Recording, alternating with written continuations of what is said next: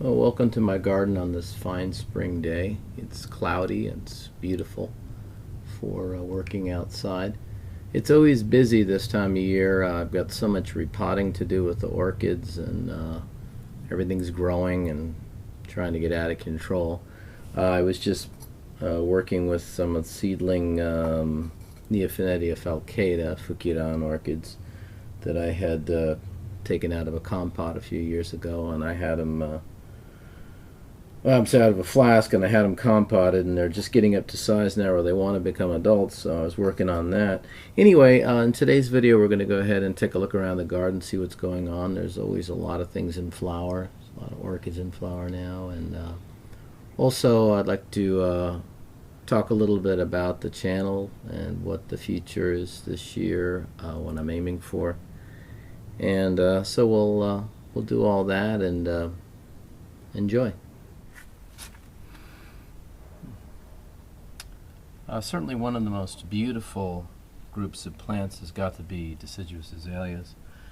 And this Japanese native azalea, Rhododendron japonicum, certainly is one of the prettier ones in this country. It looks a lot like the North American Rhododendron calendulaceum, the flame azalea. And in fact, in I believe it is Connecticut and New Jersey, there are reported escape populations there. It's not an invasive plant, however. As you can see, its flowers are they dominate the bush early on in the season, and so most of the leaf, there is some leaf here, but most of the leafing will occur later on. Fantastic plant, cold hardy to about zone 5. This one I grew as a little whip about from that tall from about 10 years ago, and here it is 10 years later in just full glory. So what an amazing plant. Really a beauty. And easy to grow.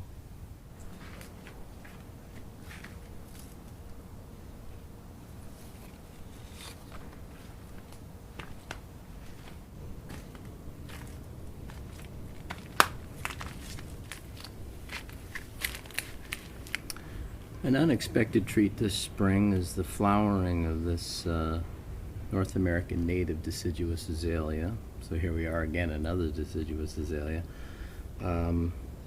Rhododendron atlanticum. This is a coastal plain plant. Lives from Delaware all the way down to almost the Florida border in Georgia. It's low growing. Never gets more than a few feet high, and it grows by stolons. I was lucky enough to receive seed from a man in Georgia about 10 years back, and I've been growing this. These are all different azaleas here from that region, some across Georgia and South Carolina and Alabama. And finally, this guy gave me a surprise, and he bloomed this spring, so thrilled. Wow, what a smell on this. If anybody knows what a swamp pink smells like, that's Rhododendron viscosum. You'll know what I'm talking about. It has this amazing hyper sweet smell. Just a cool little plant. Anyway, great to see it. It surprised me this year to see it in bloom like that, so cool.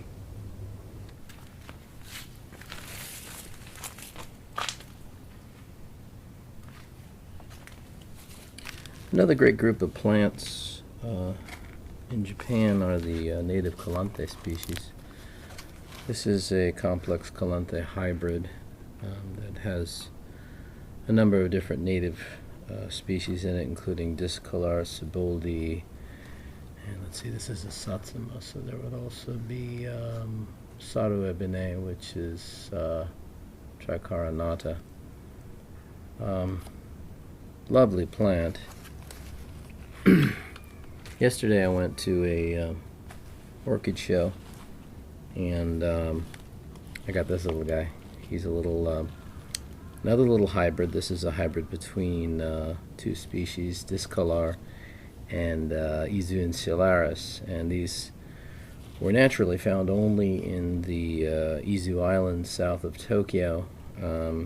They're still reported there at this point in time, though Izu insularis, as far as I know, as the species has been extirpated from the wild. So Anyway, these are common hybrids. This is a first-time blooming seedling that was given to me as a gift from one of my orchid friends here in Japan, so bonus, huh?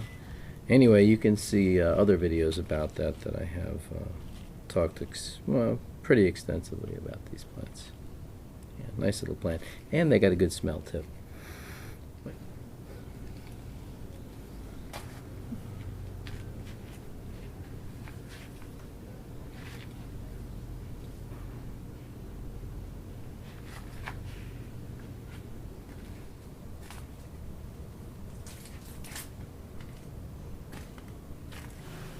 Another Japanese native orchid that is worthy of growing is this Dendrobium moniliforme. This plant is native to a large portion of Honshu Island and Kyushu and into China. Fairly cold hardy, can probably live reliably to about, let's say, USDA zone 9, possibly the warmer parts of 8 if you site it well. Not too difficult to grow as long as you give the roots a lot of air. I grow them either mounted like this or in clay pots in sphagnum moss. And that does need to be changed out on a fairly regular basis to keep the plants healthy and happy. Anyway, they're in full bloom right now. They've got a great variety of color and form. So for instance, you've got this guy here. This is Daizan, which is one of the very popular hybrids. Sorry, hybrid's not a hybrid, sorry, that is a full species. And then a more of a yellow cast like this one, or this wild form, which was from Shikoku Island. This one here probably is a hybrid, so not all of them are truly pure, but you'd be surprised the variation on these. And they also have great variegated leaves on these as well. Great plant, and wonderful to see it in full bloom like this.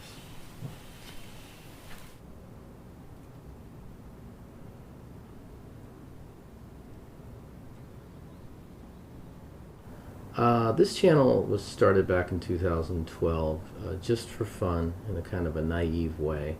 I knew nothing about making video. I had been a photographer for many years, but had never made any video. I was interested in showing my passion for plants, in particular the ones that I was seeing here in my everyday life in Japan. In 2013, things changed. I upped my game from this little pinhole camera I had with, just an onboard sound system, which was terrible, to a camcorder and then a Zoom recorder to get good sound. And eventually I upgraded to the 4K system that I have right now that I continue to upgrade. So having had some success with some videos, even getting over 1 million hits with a rose video, I think we're coming up on 1.5 million right now, I was compelled to reach a wider audience with the channel, and in fact I have. I have almost 10,000 subscribers now from all over the world. So last year I tried to keep up a schedule with my uploads. Getting a couple videos out per month was my goal, and I did that for most of the year. I put up tutorials, I put up travel vids, videos about gardens accompanied with music, no commentary, some videos, meditation videos with the sights and sounds only, and I did a couple orchid shows too. The orchid show videos did pretty well, particularly the one for Tokyo, but most of the other videos didn't do as well as I would have liked. So that got me to thinking of what direction to move into for the future. Towards that end, I think I'm going to focus more on what's actually happening in my garden here, and I'm going to take maybe a more vloggy approach to the videos, kind of like this one. I think there's going to be more tutorial type activity, hopefully more towards the popular end so I can draw in more people, but remaining true to what I'm actually doing in my garden. I'll also put in some local travel elements as well, but I think the whole point is to have it focus on my actual life here with plants in Japan, hopefully in as close to near real time as possible. I don't know that I can actually maintain a weekly upload schedule, but I want to try to get something out at least every couple weeks. At least that's the plan. Anyway, any comments or ideas that you have about the channel, things you'd like to see, that would be great to hear from you too. One more thing, I recently updated my my blog, which is also Botany Boy, so it's much more up to date and good looking and usable for different formats. It mirrors this channel pretty well, but it also contains a lot of unique content as well. So anyway, I'm looking forward to this year. Of course, I always appreciate you watching and supporting the channel.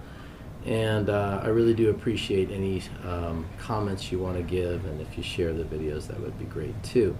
So I'll see you in the next video.